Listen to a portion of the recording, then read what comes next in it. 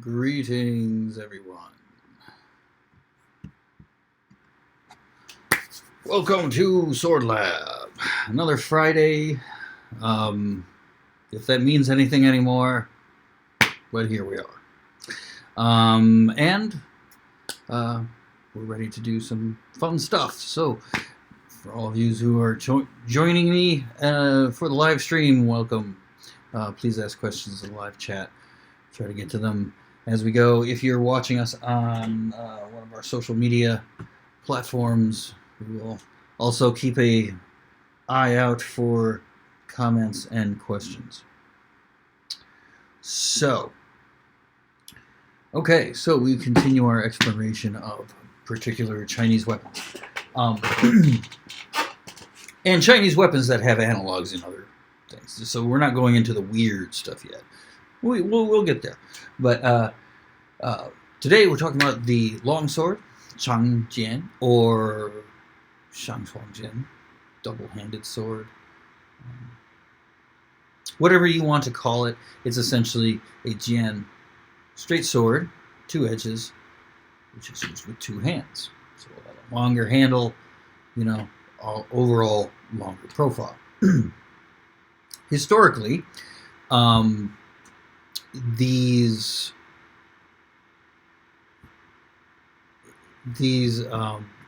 swords, the Chinese have used long swords in many kind of different ways. Let me pull up a couple of examples here.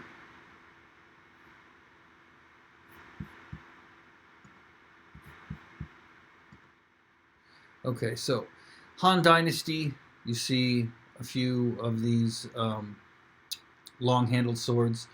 We'll get to this. This is probably Ming Dynasty, but you can see the pommel and the hilt is a little bit differently. But there's been different varieties of Chinese longsword that have appeared throughout time.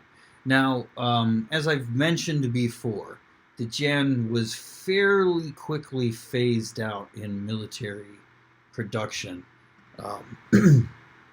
when around the Tang Dynasty, when they pretty much went to sabers. Sabers being a more efficient weapon, just a single cutting edge, but it does a lot more work for you.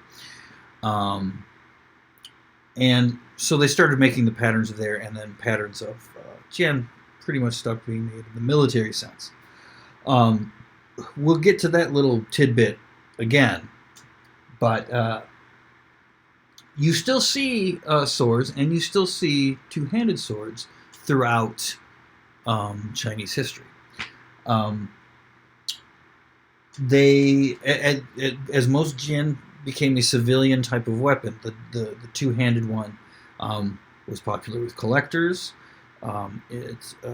There's a few books that will outline kind of how they did these, how people kind of like collected swords during the Ming Dynasty, throughout the Qing, all that.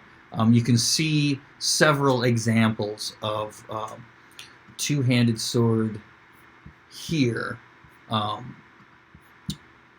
So these are mostly Han Dynasty fittings. Now the fittings being the handle, all of that. Okay, take a look there. Now other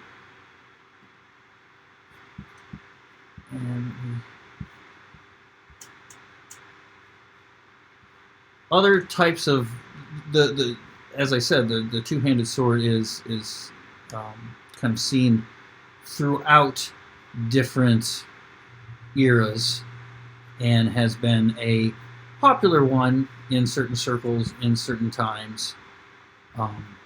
There, it's always had some sort of following, but it's never kind of been to the forefront of what we know until recently. Recently, there's been a kind of resurgence of the longsword, and that will get to how we're going to be using it. So now, as I said, historical longswords being what they are, There's a few examples in museums. There's examples in private collections and all of that. If you go to Peter Decker's site, Mandarin Mansion, there are several examples from Ming and Qing dynasty that are there.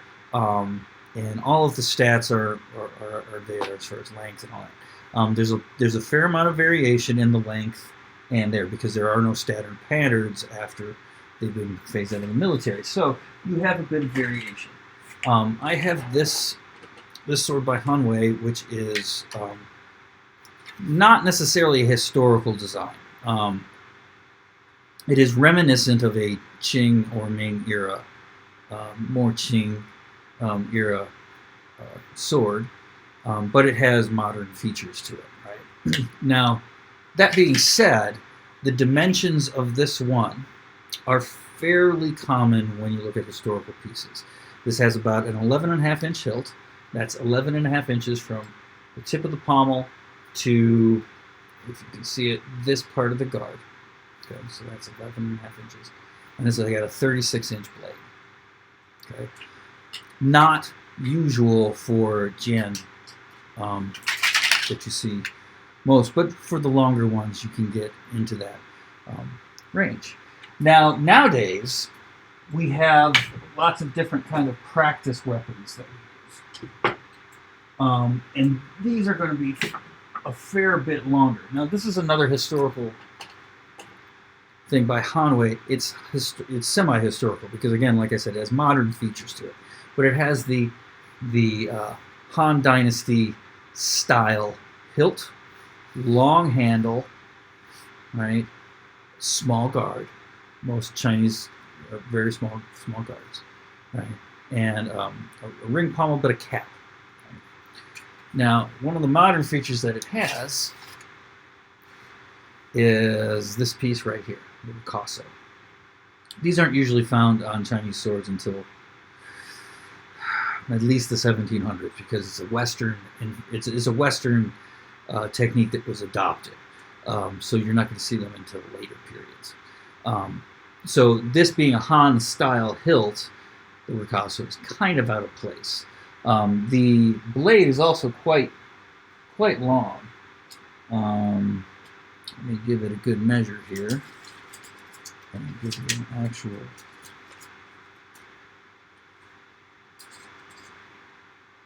Yeah, so the blade is 38 inches on this guy. Like I said, I believe that to be a little bit longer than the historical examples, but then again, I am not a scholar on the topic. I am a mere martial artist who is really into swords. So what you get is you have some practice blades. Now, this is the first practice longsword I've ever gotten. It is extremely cheap. I think it cost me a whole $19 that I got when I went to a workshop, or I got for a workshop. It is, I don't believe it's even steel. I think it is some sort of copper alloy that is chrome plated, as you can see. Well, you probably can't see on the camera, but you can see someplace where the chrome is rubbed off and there's a distinct copperish tone there. That being said, this feels very nice, right? It feels like maybe a little lighter. It comes in at about a little more than 1.5 pounds, so it's fair, a little bit lighter than the regular hardened steel one, but not too much. It has been my experience that Chinese swords, or long swords, tend to be a little bit lighter than their Western counterparts, and with a balance point a little bit further up on the blade. And that is, I assume, and I'm chalking it up to the smaller guards and smaller hilt assemblies that the Chinese things use. So that's this. So this is very, very low end, low quality, but it works, right? It's what I learned most of my stuff on. It has the right balance. It has, as I said here, I'll show you. It has the right balance because right about there is where I like my Jin to balance anyway. So it doesn't do too bad. Gives you the length that you need. It's not going to hurt nobody. If you hit the ground, it's not going to take a chunk out of your floor.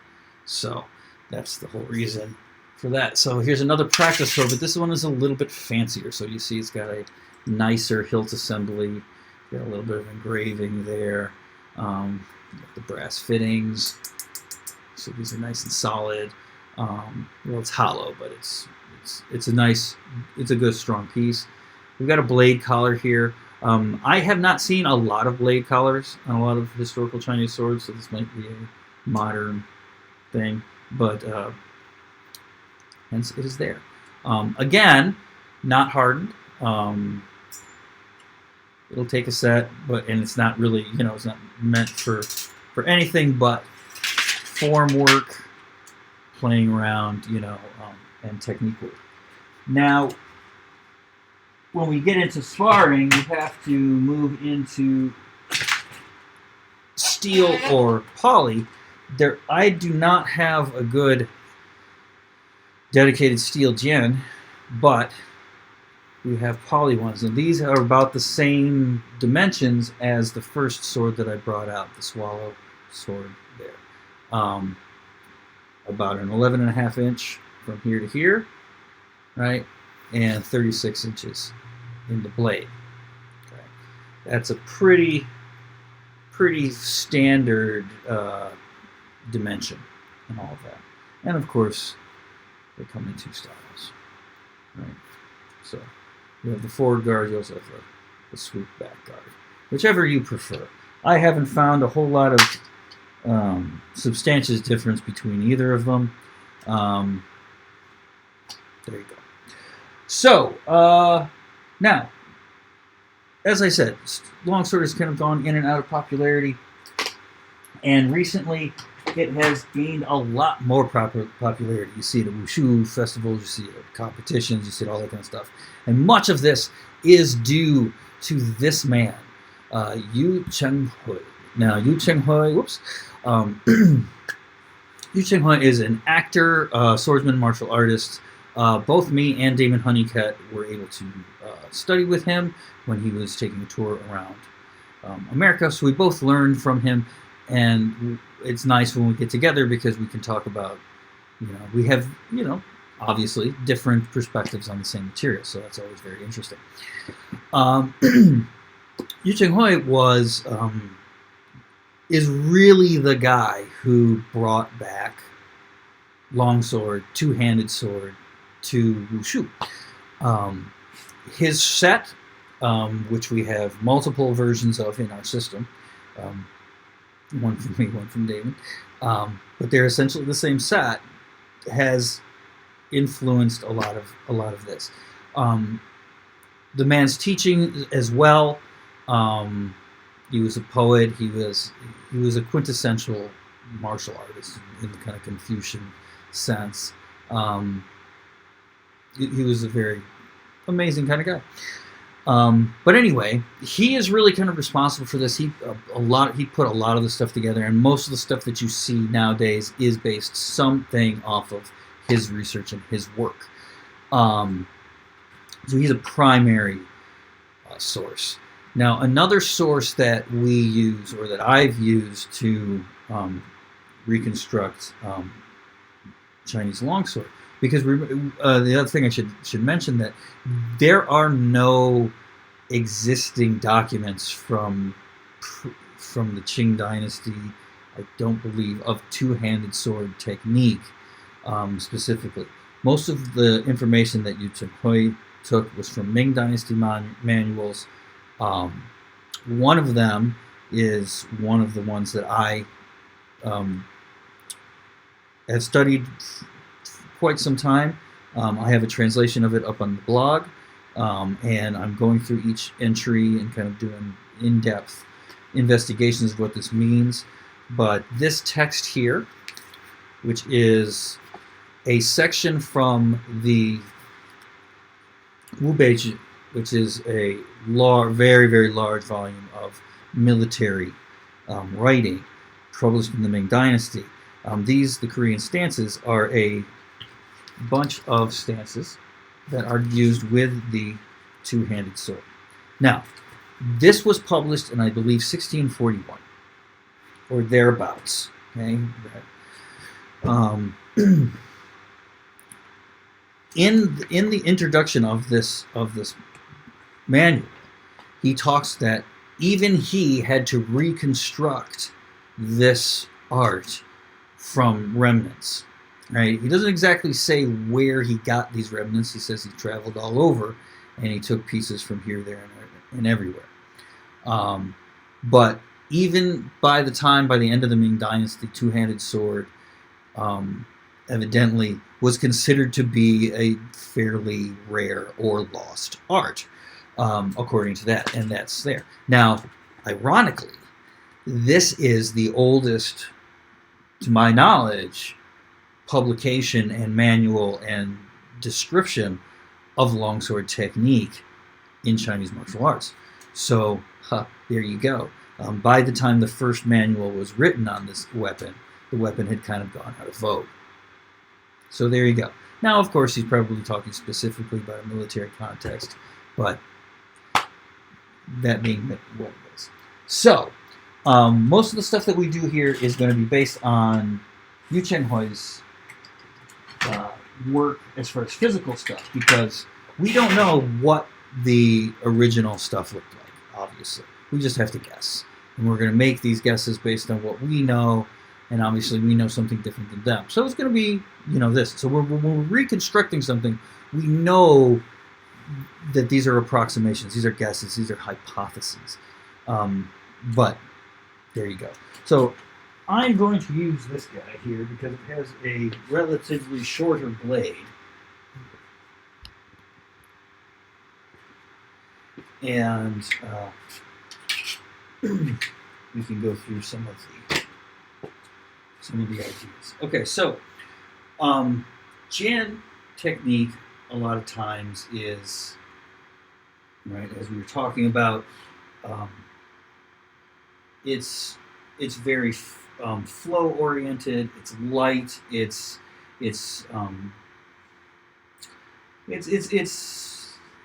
compared to rapier and to the more finesse-y type styles and methods out there.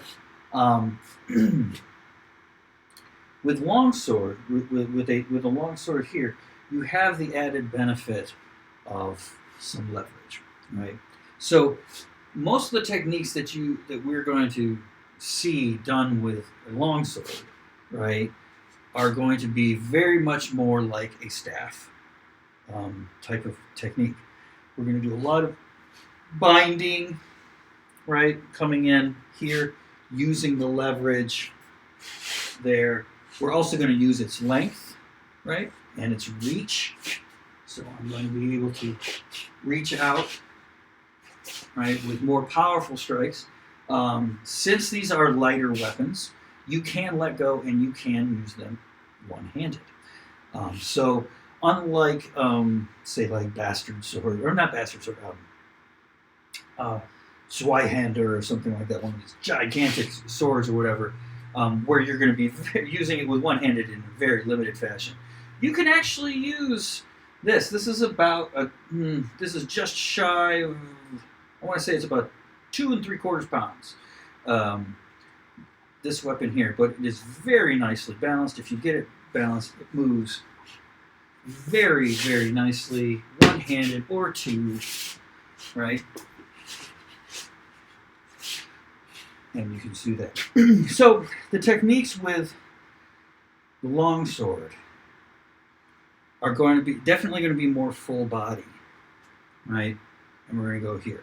Now this has to be contrasted with the long dao, right? A two-handed saber, which generally they're much bigger, right?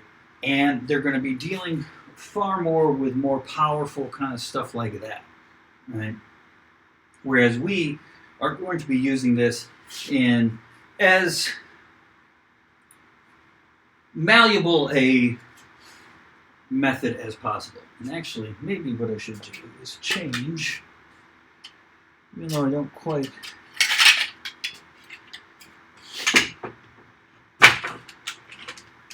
see which one looks better. Does this one work? Maybe, but unfortunately. Okay, I'm going to use this guy here so that you can see what the blade is doing here. Okay. These weapons coincidentally weigh almost exactly the same amount as that sword I just put down. So it's a very very easy thing to go there. The one difference here, this is something you can always do by yourself, is the handle tends to be a little smaller.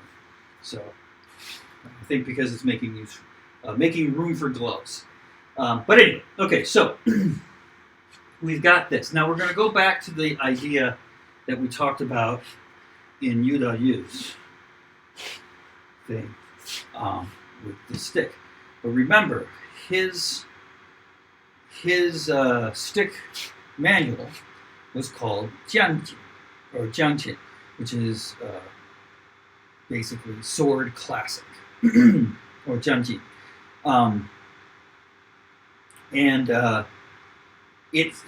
He refers to this weapon throughout that particular manual as a long sword. Now, is that just, shorthand for weapon? I don't know, whatever.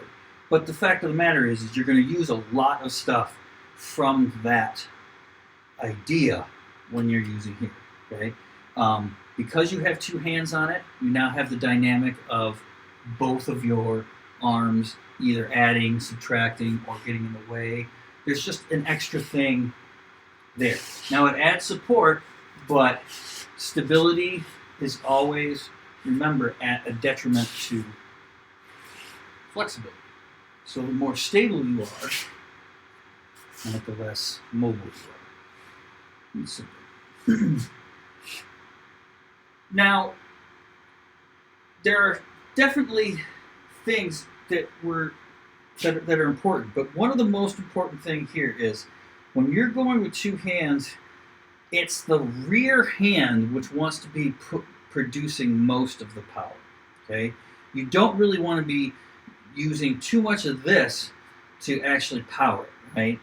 You don't want to put a lot in. You will almost immediately feel it in the wrist if you start doing that. Okay, now that's of course the drawback to when you're doing one-handed. If you do one-handed, you're going to have to start using your shoulder a little bit more. But here, now when I go here, notice that it's this back here that I'm really getting in there. If I'm going to lunge forward right here, pushing with this pommel, and then I'm just kind of letting this rest in my upper hand. Okay, so the rear hand is very, very important. Now, I chalk these next things up to being from useful as his types of thing. I've never seen these demonstrated or written about in a manual or something like that. But with the rear hand, there's all kinds of ways that you can maneuver it so that you can still stay in contact with this here, still power the blade, but not get bound up, right? If I've got the kind of choke hold on it, when I start to turn, that's about as far as I can go because I'm going to hit my other arm. And then I just have to go up like that, okay? So when I'm going here like this, I either have to let go or I have to like get into kind of here. So what you can do instead, go up here, get closer, is, as I'm here like this, when I go around here like this, I let go, the back of my hand is here, then I grab here, and then I can come here. So, see, like this. Now when you go the other way, you'll get into a yin and yang position, like that. Now from there, there's that. Boom. Now if you don't want to get into that position,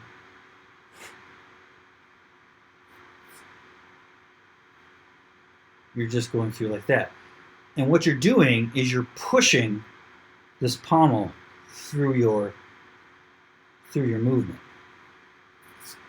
Okay? You're using this hand as a guide and as a pivot.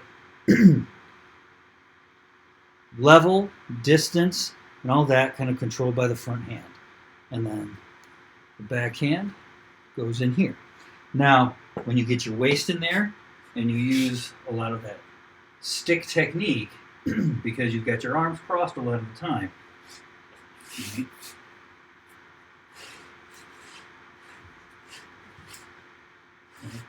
So we do a lot of this stuff here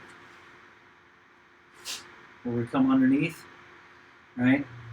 Up, and then into this position here. Okay? Now, that position is just a position. It can set up certain things. It can be a follow-through for certain things. It's not necessarily something that you're going to say, I'm going to pull out this technique, haha, right? Now, you could get into that position from a lot of different movements. And if you win a point and assume that position, good job. You're gonna get a round of applause for that one. So keep that in mind. You'll notice, and I'll show a little bit of Yu Cheng Hui's movement here in a moment, to kind of drive this home. There's a lot of lifting of the center, going up and down, right? So getting very low, right? Moving through with quick steps. It can be daunting a lot of times. We put it later because it is a little confusing at times. So we've got that. But yeah, lifting, raising the center, good stances, all that. Now, a longsword is not used with a shield. Through most of Chinese history, one-handed weapons, at least in the military context, were used with shields. So that may be a reason why they have smaller guards on them. There's lots of different reasons why that could be. The fact of the matter is, it is. What we're going to do is and this is where this weapon is very, very tied to this, because in the Chaoshen Shifa, this book here, it identifies the four techniques, basically. Okay? So we have, and this is in Yu Cheng Hui's system as well, okay, that you have defensive motions which go across, right? Or offensive motions which go across, right? So cutting, right? Going across. And then we have ones that go straight, which are thrusts and tip attacks, right? Both of these are identified first in that Ming Dynasty manual. Then we have the soft defense and the hard defense. The hard defense, good. Blocking, right? Parries. Opposing that strike, okay?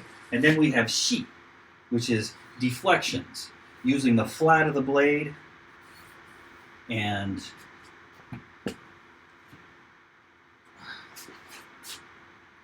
right, if something's coming in here, deflecting it off there, deflecting it into a bind, what have you. But deflection, okay? We've got the tiao, which is this. Most of the time when you see it in two-handed sword, at least that I've seen, it is called tiao. And when you do it with one hand, it's called bong. It depends on who's teaching it and what system you're in. So there you go. I won't get too much into that. But we basically are using both of these ideas. or all four of these ideas, right? We're either cutting, blocking, stabbing, and deflecting, or deflecting, right? And it's the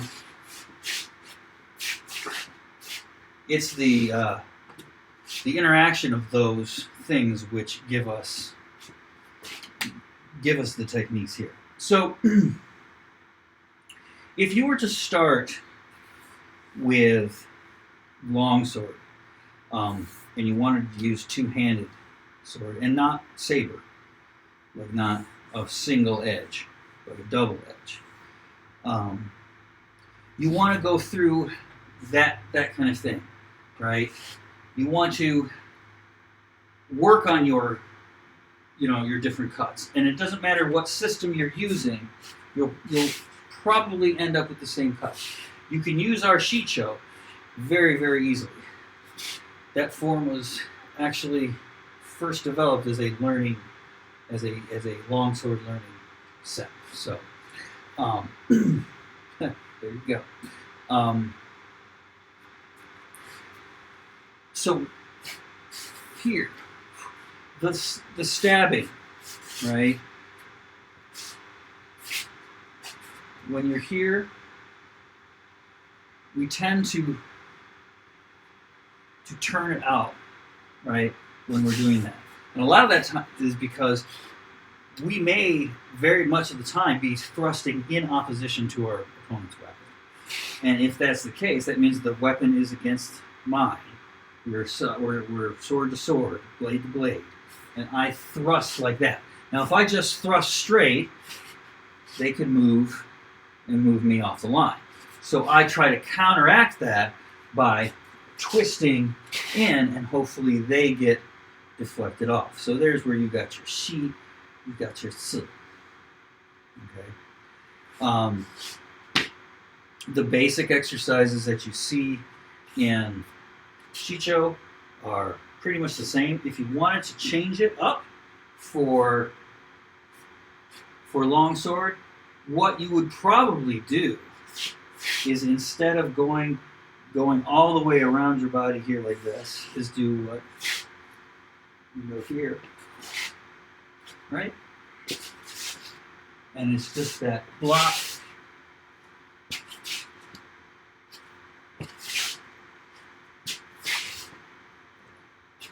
Okay. Now you can use all the chopping motions, right? Because the longsword's blade is so long, it does give you that advantage. You can half sword it, bring it in here, really get into some stick type techniques.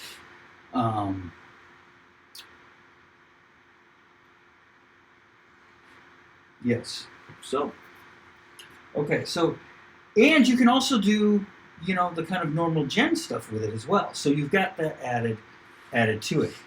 It's a very, very versatile weapon, even though it may have a longer than average learning curve, because you have the two edges and because you have certain things like tiao, and these can be defensive as well, right? Just to kind of block up there and a quick strike in there. Yes, but the real advantage to this here is the leverage that you're getting, the ability of your shoulders to be involved in those swings, and it just adds kind of stuff to that. I do recommend doing one-handed before doing this, sort of. But like I said, our first set in the lightsaber, if you do it with a longsword, it is actually pretty much there for that anyway. Okay, let us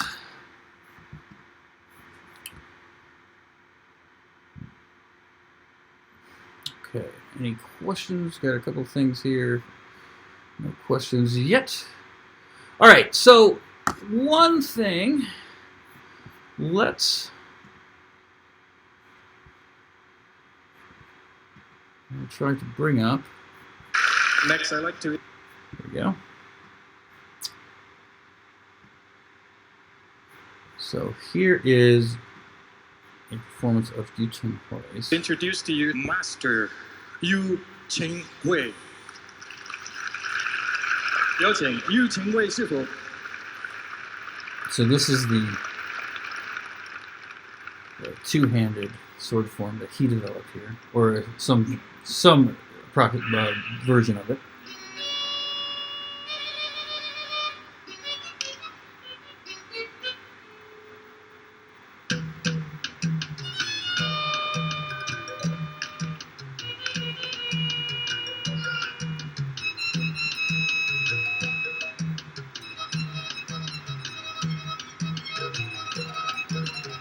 I don't know.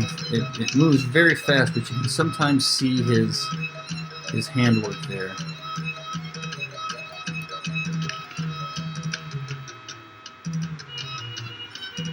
There it is. Little assaults there.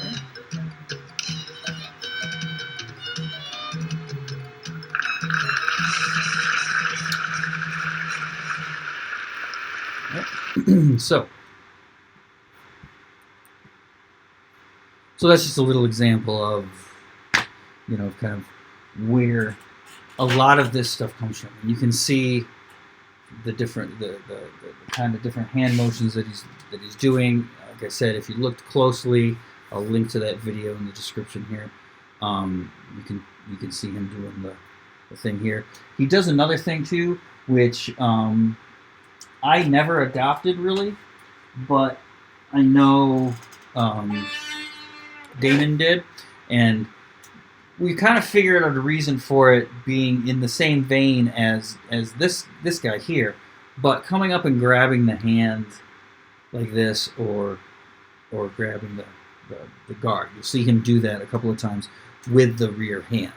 Right now, when he taught us, he told the group that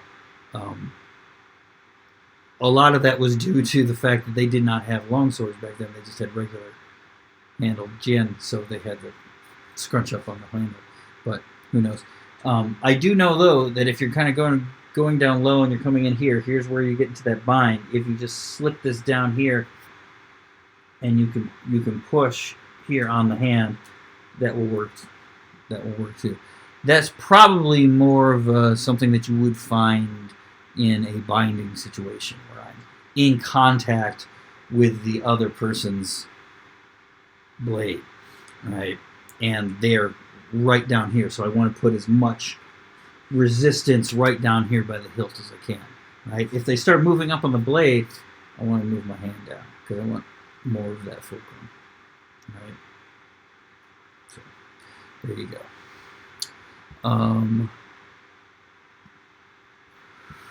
Let's see. We got 4 neutron. May the force be with you. Yes. Bonjour de la France. Bonjour. Bonne nuit. I know it's pretty late for you there. But, okay, yes, so ask any questions you need to. We'll keep looking around here. Let's see if anybody's got anything there. But, yeah. So, right, a lot of times when you see me doing two-handed stuff, I would say probably most of the time, it's stuff that's based on this weapon here. Now, we talked about a very historical, very practical application for these weapons. This weapon is also very famously used in Bagua, because Bagua, for some reason now, likes oversized weapons. So they like the longsword. However, most Bagua weapons are not created like weapons. They're more created as strength training tools. So if you get a Bagua Dao, they're pretty heavy, and they wouldn't be great to use like a conventional Dao. The Miao Dao, as it is called now, or Dan Dao, or Chang Dao, or whatever, but the long Odachi looking Dao, those are a little bit lighter. They're obviously used more as weapons. they wouldn't be used to fight against another sword usually. In fact, I wanted to take pictures of me and my teacher with a longsword and a changdal, and he said, "No, that's ridiculous. We would look like fools." So they were never really meant to kind of go up together. The really long sabers, those were really developed against spears and long weapons and that kind of thing, and used in formation. So there. Whereas remember, we're saying these are developed from pretty much most of the modern era as a civilian weapon for civilians, which means they're going to vary in length and size and ratios and all that, and fittings and quality and all of that, because they just don't have that military precision being used to augment them anymore. That being said, all that. And other than perhaps some styles of mantis, I guess that most of, if not all, of the Chinese longsword systems done out there now are recreated, historical in nature. I don't know of any living longsword traditions that predate the 20th century. I could be wrong. If I'm wrong, let me know who they are in the comments. But there you go. Anyway, the weapon itself, I think, is a very versatile weapon. That's why I like it. It's got enough length to make it useful. I'm a big guy. I like long weapons because I can get the advantage out of them, and I'm tall, so I don't have to worry too much about hitting them on the floor as I'm wielding them.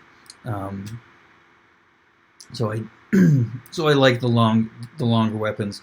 All right. Well, we're kind of entering the end here.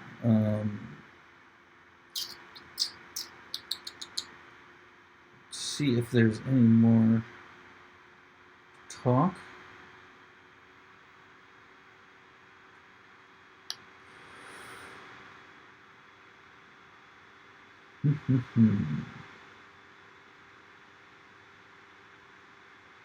You see anything on the Facebook there? Do we have anything here?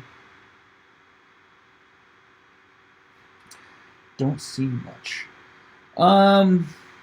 What else is there to say?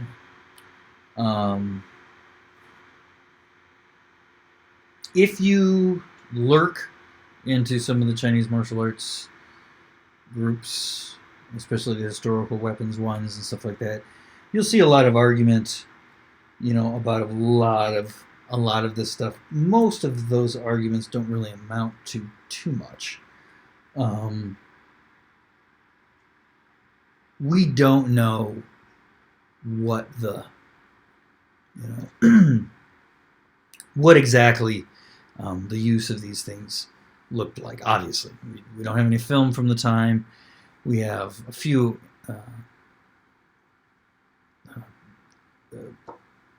eyewitness accounts of certain duels and that kind of thing, but not too much as far as good hardcore like this. Like I said, there are a few manuals out there with the Chinese longsword.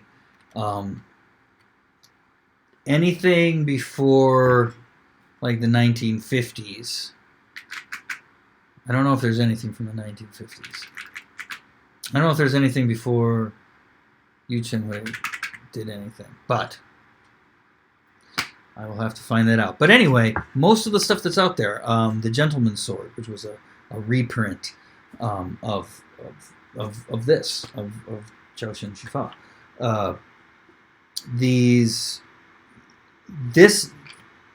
This is very, very likely a primary source for most of modern gen, both two-handed and one-handed there. Like I said, the two-handed seems to have a large break in it, and then we have Lu Shifu do kind of resurrect it, and now we see it, as an event. I did not get any.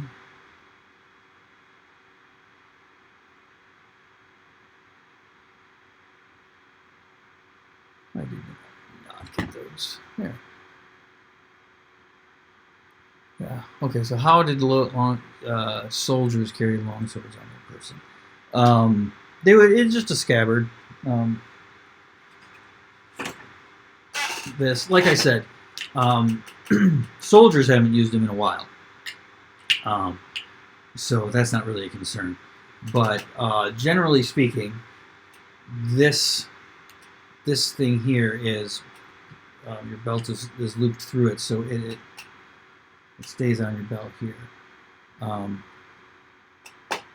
You can see it pretty well in Chinese sculpture and stuff like that. They tend to wear it higher, I think, than Westerners did. Whereas, like, most of the time you see a Western sword kind of hang down here. A lot of times you see the Chinese sword up here. Now, this could be an artistic, convention, so that they show the thing. But considering the type of clothing that they had and all that, it seems likely. As far as the weight ranges, I would say for a practice sword, you're looking at 1.5 to 2 pounds, right, for a non-hardened thing like that, and for a hardened, sharpenable, fightable weapon, anywhere between 2.5 and 3 pounds is pretty good. I would say it's a pretty good ballpark. There's no reason you can't go above and below that based on your thing. Notice that here, that an 11.5 inch handle gives me plenty of space. Right? You don't need to go too long. Sometimes I think the modern Changjiang are the handles are a little long. Especially there's one that was produced by Hanwei, the Adams Shoe longsword, and that's a very long handle that does not fit the rather insubstantial blade that came with it. Did I bring that one down here? No, I didn't. I don't much care for that one. Anyway, yeah. So a usable longsword, one that would fight a fighting sword, you're not going below. I don't think you're going below 2 pounds. If we're using pounds and stuff like that. But yeah. So there you go. Now, yeah, this is a much more historically correct blade shape. It's got very little taper. It's got very, very quintessential Chinese tip, at least for me. That's kind of, that type of tip is very common. And like I said last time, you don't have the great variety of blades and blade shapes that you do in the Western style with this. Is that because of its disuse of military? Is it because the Chinese love spears so much, and it's much more likely to have a short spear than a long sword? I don't know. Questions to be asked. People who are in better position to answer that than me.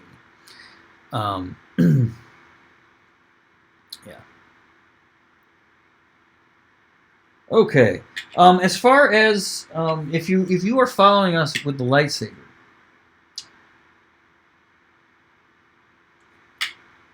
remember this entire assembly is only 11.5 inches long, which is the upper limit, I believe, to the lightsaber hilts in ASL rule set. Let's see. Of the longest handle I have is on this guy, and that handle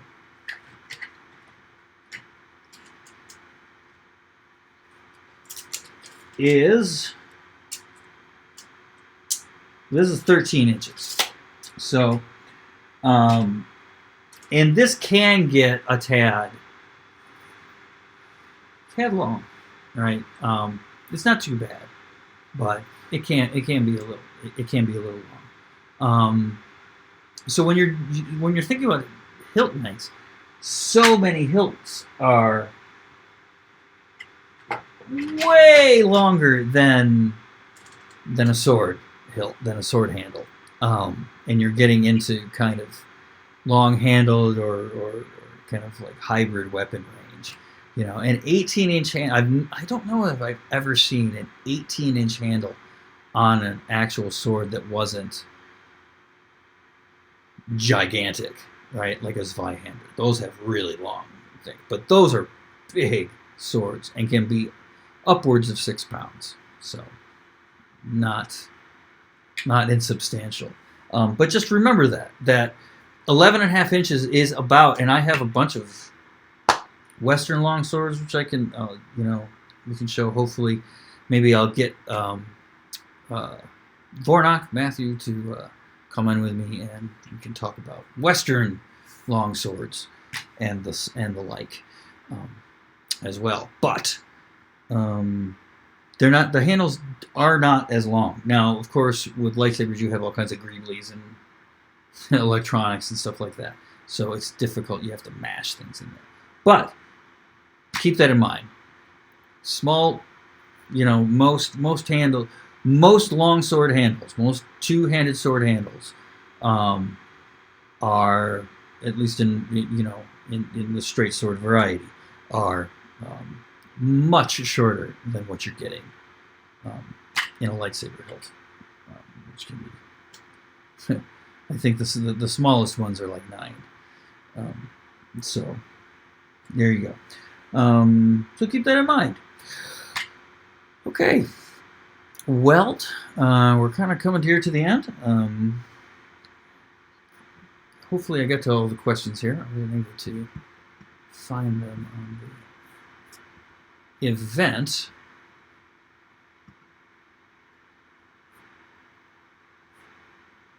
But there we go. Hopefully we answered. All right. Well, I will leave you there for the evening. Time for me to get some sustenance. This weekend we have the Shicho workshop. If you want to come, we've got some tickets available. Very cheap, I think $2. $2 or $3.75. I don't understand the whole Eventbrite thing, but it's just real cheap, just a pittance. All right.